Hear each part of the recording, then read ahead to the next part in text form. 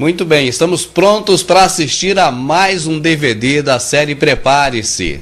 E hoje trazemos algo que você jamais acreditaria se não fossem as fortes evidências que, a partir de agora, estarão na sua tela. A ida à Lua. Teria realmente o homem ido à Lua? Você sabe que muitas pessoas não acreditam nisso. E creio que após assistir a esse trabalho, você irá também se unir ao grupo dessas pessoas. Algo estranho aconteceu a caminho da Lua.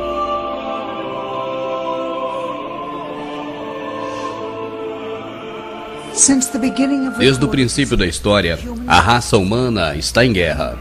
Primeiramente com membros da sua própria família, depois com seus conterrâneos e finalmente entre as nações. Provavelmente os conflitos humanos provêm do caráter natural da natureza humana e dos lugares desconhecidos e intocáveis do sentimento humano.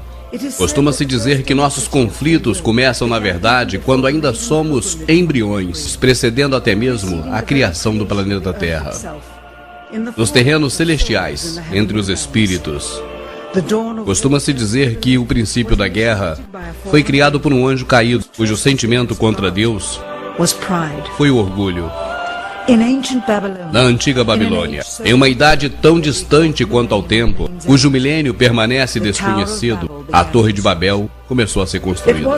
Seria o maior feito da raça humana. Uma torre tão alta que o seu topo alcançaria os céus. E com ela se provaria ao mundo que havia uma raça superior. Seria uma ironia de Deus que nunca terminaria.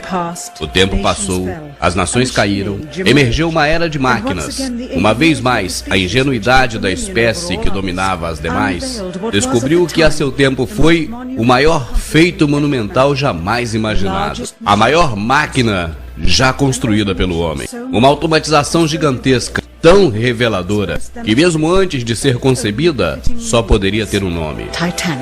Titanic.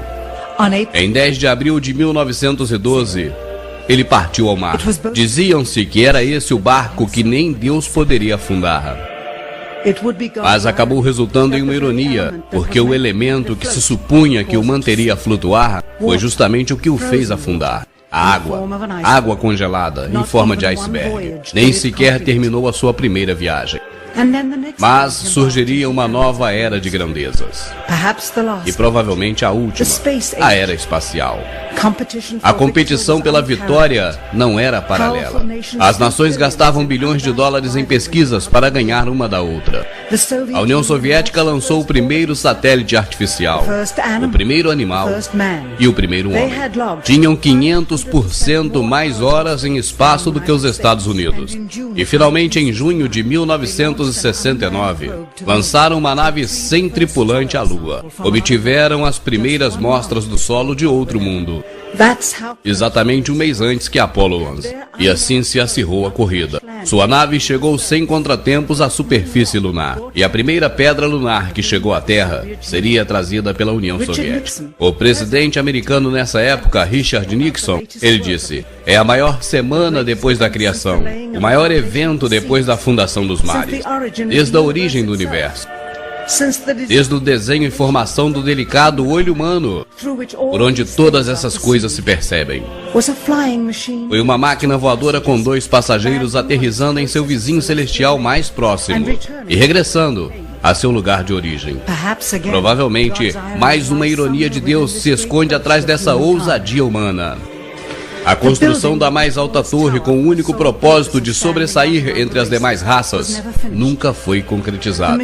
A máquina que foi tão grandiosa e que disseram que seria intocável, inclusive por Deus, nunca terminou sua primeira viagem. E finalmente,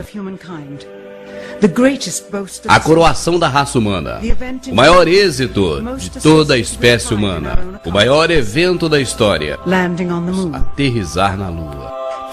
20 anos depois, o mesmo programa espacial não pôde colocar em órbita um telescópio com a lente desenfocada. E como pôde então 2 décadas antes, e uma missão 100 vezes mais complicada, ter sido um êxito na primeira tentativa.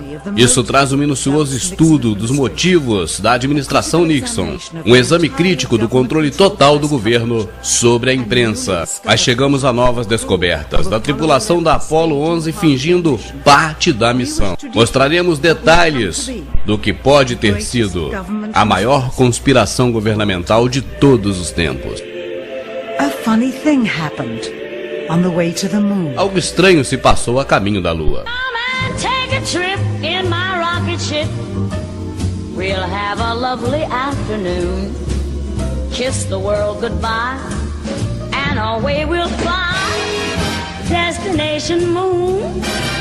We'll travel fast as a light till we're out of sight.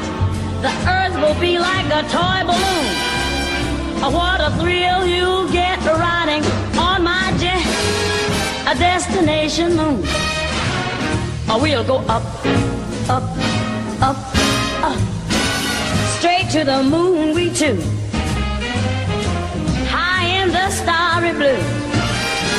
I'll be out of this world with you. So away we'll steal in my space mobile, a supersonic, a honeymoon.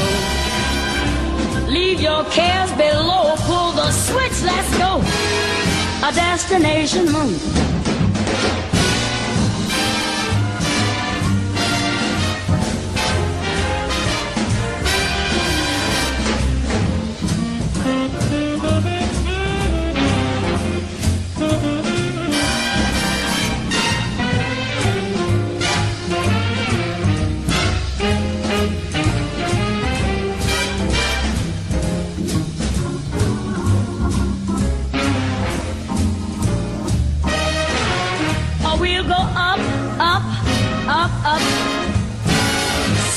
To the moon we two, we'll be high in the starry blue. I'll be out of this world with you. So away we'll steal in my jet mobile, a supersonic, a honeymoon. Leave your cares below, pull that switch, let's go. Destination, we're flying high up in the sky. Destination moon.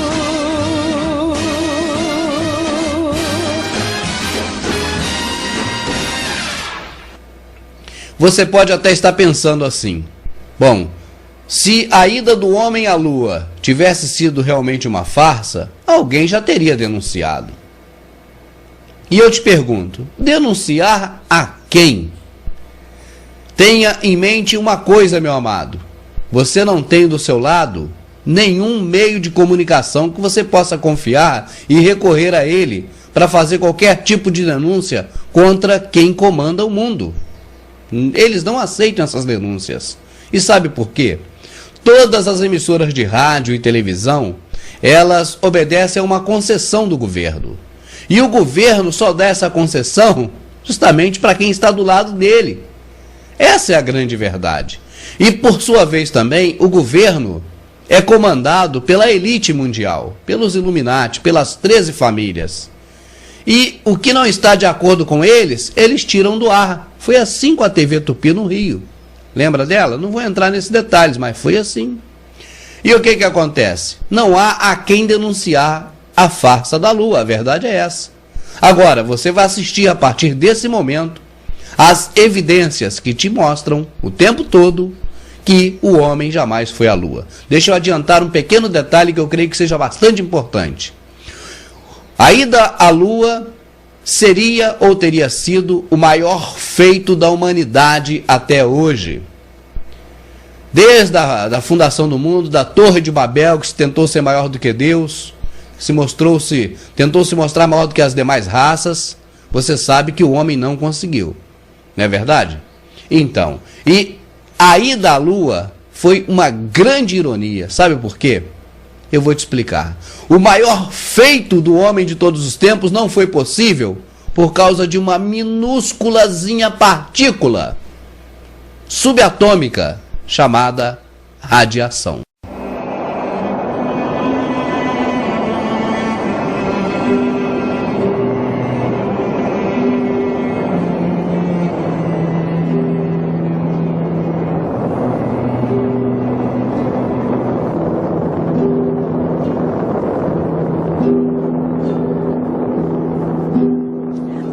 desconhecido de nós desde uma altitude de 1000 milhas e estendendo-se umas 25 mil milhas acima, se encontra pequenas bandas de radiação chamadas cinturões de radiação de Van Allen. Todas as missões espaciais tripuladas da história, tanto dos Estados Unidos como também da União Soviética, desde a primeira em 1961, têm estado muito debaixo deste campo de radiação que é mortal.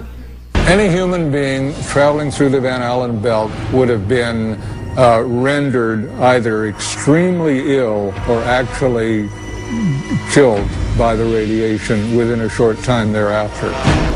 Every manned mission in history, Gemini, Mercury, Skylab to Space Shuttle, has been below the radiation belt, all except going to the moon. Os astronautas soviéticos mais experimentados passaram 100 horas no espaço por cada 20 dos Estados Unidos. Para poder sobreviver à viagem de 1h30 através do cinturão que é necessário atravessar para chegar à Lua e regressar, se requer um escudo sólido entre o astronauta e o exterior da nave. O foguete tipo Saturno V, utilizado pela Apollo, media 35 andares de altura e pesava o mesmo que um navio de combate. Inserir um escudo em forma de barreira rodeando por completo a tripulação faria impossível o foguete ser lançado. É por essa razão que os soviéticos, muito mais experientes no espaço sideral, só enviaram uma nave sem tripulação à Lua. Obviously, the only shielding they had was the literally paper-thin outer hull of aluminum, and their suits consisting of glass fiber, some aluminum fibers, and silicon rubber. It's very interesting concerning radiation that the astronauts were protected by a thin film of aluminum, when here on Earth they put a lead shield on us when they take a dental x-ray. This is the main reason why the Russians never really intended to send the men to the moon. Of course, we were worried to go out into the unknown of space. Of course, we were fearful. We had no idea how a human would be affected by the radiation. We suspected that possibly the radiation could even penetrate through the craft itself. Em 1998, a Space Shuttle voou a uma altitude de 300 milhas. Foi uma das mais altas já registradas. Centenas de milhas debaixo do campo de radiação de Van Allen.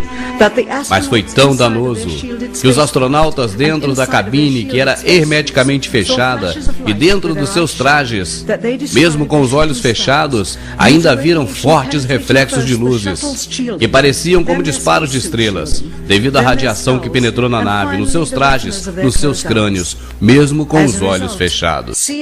Como resultado, a TV norte-americana CNN emitiu um noticiário que demonstra claramente a surpresa da NASA com esse fato até então desconhecido por ela. The radiation belt surrounding Earth may be more dangerous for spacewalking astronauts than previously believed.